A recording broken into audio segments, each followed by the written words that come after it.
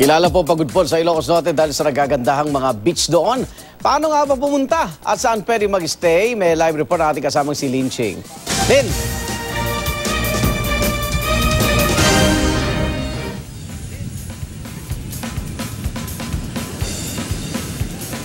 Isa sa mga summer destinations na maaaring puntahan dito sa Pilipinas, napakagandang Pilipinas, ang napakagandang Pagudpod. Tulad na nakita yung sa akin likuran, mga kapuso, wala pang araw, may mga tao na rito nag-hangout kasama ng kanilang buong pamilya.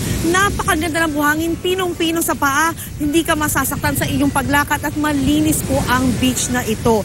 Etong beach sa Pagudpod, tinatawag din nilang Blue Lagoon dahil kung makikita nyo sa, lalo na sa pagka meron kayong mataas na, kumbaga aerial view, blue po ang kanilang tubig. Now, para sa iyong pagpunta rito, 10 to 12 hours po by land. Pero don't worry, kahit na 10 to 12 hours siya, marami kayo makikita sa iyong pagpunta rito.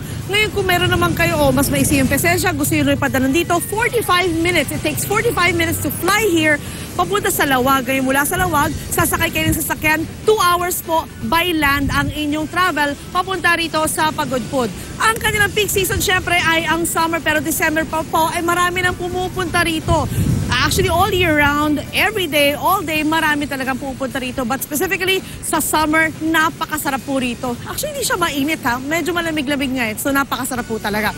Anyway, mga cottages tulad na ito sa aking kaliwa, no?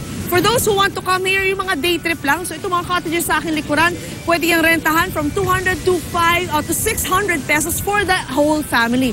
Now, kung gusto yung pumunta rito, tapos gusto yung mag-overnight, meron po sila tinatawag na homestay. Ang homestay is 250 to 500 pesos per head. Ang homestay basically is makikita na kayo sa mga may-ari sa mga bahay dito. So, ayaw katukin nyo na lang po sila at malaman po sila rito ang nag-o-offer ng homestay. Now, all around the beach naman, hindi kayo magugutom dahil meron mga paluto.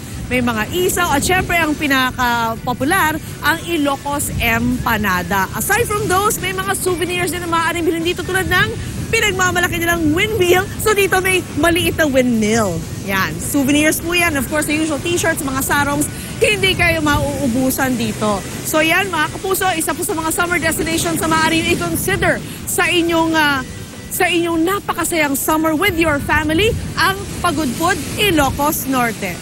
Back to you guys. Maraming salamat, Len!